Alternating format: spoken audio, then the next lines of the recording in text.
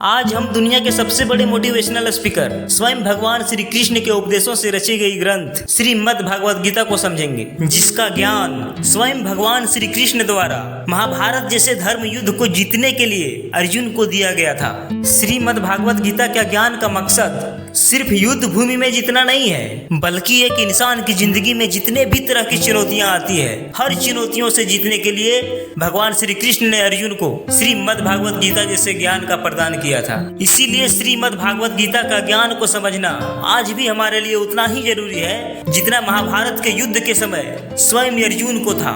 श्रीमद् भागवत गीता आज भी दुनिया को एक सही राह पे चलकर, सही विचार पे चलकर कामयाब होने की संपूर्ण ज्ञान प्रदान करती है। श्रीमद् भागवत गीता में 18 अध्याय हैं, जिनमें से पहला अध्याय अर्जुन विषाद योग के बारे में हम समझेंगे। गीता का पहला अध्याय से यह निष्कर्ष निकलता है कि आपका सबसे बड़ा दुख का कारण वही है जिसे आप अपना मान लेते हो, चाहे वह कोई इंसान हो या कोई चीज या कोई वस्तु।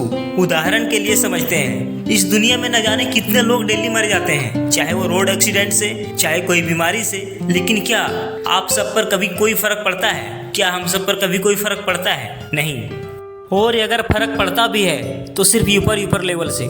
लेकिन बहुत से लोग ऐसे भी होते हैं जो सिर्फ दूसरे के दुख में तमाशा देखते हैं, और जब इसी तरह की घटना खुद पे बीत जाए तो बिल्कुल अंदर से टूट जाते हैं, बिखर जाते हैं। गीता के पहले अध्याय से हमें ये सीख मिलती है कि दुनिया में किसी भी इंसान से या किसी भी ऑब्जेक्ट से, किसी भी वस्तु से प्यार करो, उसे अपना बना लो, इसमें कोई दिक्कत नहीं है। लेकिन उससे ये कभी उम्मीद मत रखो कि वो जीवन भर आपका साथ देगा, जीवन में कभी आपको धोखा नहीं देगा।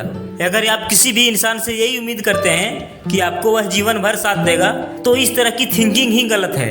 ये हमें पहले से ही पता होना चाहिए कि परिवर्तन ही संसार का नियम है, और जो भी इस दुनिया में आया है एक न एक दिन उसे जाना ही है। इस दुनिया में सब कुछ टेम्पररी है, कुछ भी परमानेंट नहीं है। यह समझते हुए, जानते हुए किसी भी वस्तु से या किसी भी इंसान से हमें प्यार करना चाहिए। श्रीमद् भागवत गीता के दूसरा अध्याय से हम ये समझते हैं कि हमें अपना कर्म का फल भोगना ही पड़ता है। इस कर्म फल से कोई भी इंसान बच नहीं सकता, चाहे वो कर्म छोटे से छोटा किया हो या बड़े से बड़ा, उसे कर्म का फल हर हाल में भोगना ही पड़ेगा। हमारे किए हुए कर्म का फल हमें कैसे मिलता है, चलिए इसे एक कहानी के थ्रू समझते हैं। एक बहुत ही बड़े बिजनेसमैन अपने मैनेजर को किसी गलती की वजह से कान के नीचे खींच के एक थप्पड़ मारता है, लेकिन वो मैनेजर उसे बदले में कुछ भी नहीं कर पाता, उफ भी नहीं कर पाता, क्योंकि वो बहुत ही बड़े बिजनेसमैन है और उनके सामने वो कुछ भी नहीं बोल पाया। चुपचाप अपने गुस्से को अंदर ही दबा के रख लिया, और वही गुस्से में जाकर वो अपने घर में अपनी बीवी को थप्पड़ मारता है। लेकिन बीवी भी कुछ नहीं बोल पाती है, वो भी चुपचाप सा के रह जाती है। वो भी सोचती है कि कुछ ऑफिस का फ्रस्ट्रेशन है, इस वजह से मुझ पे गुस्सा निकाल रहे हैं। बीवी भी चुपचाप रह जाती है, और बीवी जैसे ही किचन में जाती है उन्होंने अपने बेटे को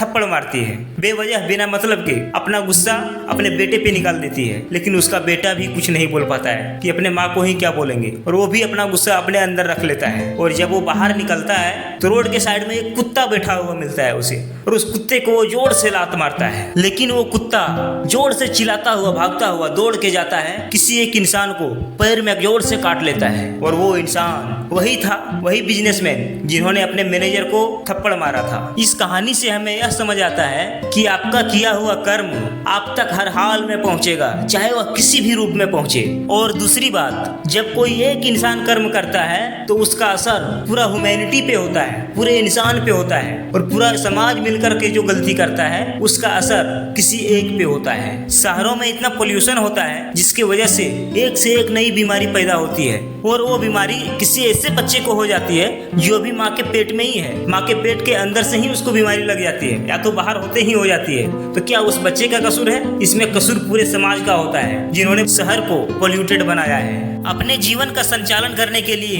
हर जीव, हर इंसान कुछ न कुछ कर्म करता है। सन्यासी भी अपने पेट की भूख मिटाने के लिए भिक्षा मांग के गुजारा करता है। चाहे आप सन्यासी जीवन जिए, चाहे आप गृहस्थ जीवन जिए, लेकिन आपको अपने कर्म के साथ साथ अपने कर्तव्य को भी ध्यान में रखना चाहिए। अच्छे और बुरे कर्म को अगर आप शॉर्टकट में समझना चाहते हैं तो बस इतना समझिए कि ऐसे कार्य जो आप चाहते हैं कि कोई और आपके साथ ना करे, बस इतना ही ध्यान रखते हुए किसी के साथ ऐसे काम मत करिए जो आप चाहते हैं कि कोई और आपके साथ ना करे।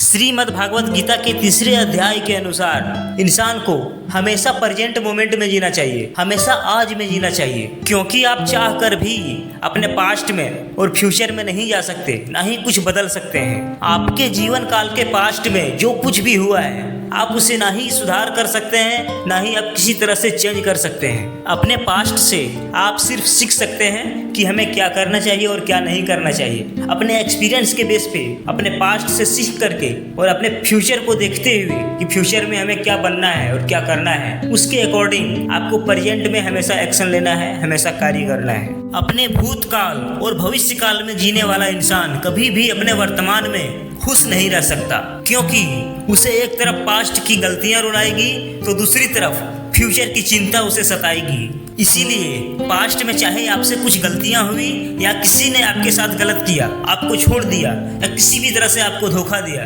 तो आप सिर्फ उससे सीख सकते हैं और फ्यूचर में आपको किस तरह की लाइफ जीना है, क्या आपको बनना है, क्या करना है, उसके अकॉर्डिंग आपको अपने प्रेजेंट में कार्य करना है। महाभारत जैसे महायुद्ध में जब अर्जुन ने श्री कृष्ण भगवान से यह सवाल किया था कि मैं उन लोगों का वध कैसे कर सकता हूँ जो मेरे अपने हैं, तो श्री कृष्ण ने जवाब दिया था, जो भी अधर्म का साथ दे रहा है वो सब अपराधी है, इसलिए वो तुम्हारा सबसे बड़ा शत्रु है और उन लोगों का वध करना तुम्हारा सबसे बड़ा कर्तव्य है और यही परम धर्म है। और श्री कृष्ण भगवान कहते हैं कि हे अर्जुन, जो भी अधर्म का साथ दे रहा है वो सब अधर्मी है, सब पापी है। अगर तुम इन लोगों का वध नहीं करते हो तो कभी भी अधर्म पे धर्म का विजय नहीं हो सकता, पाप पे पुण्य का विजय नहीं हो सकता।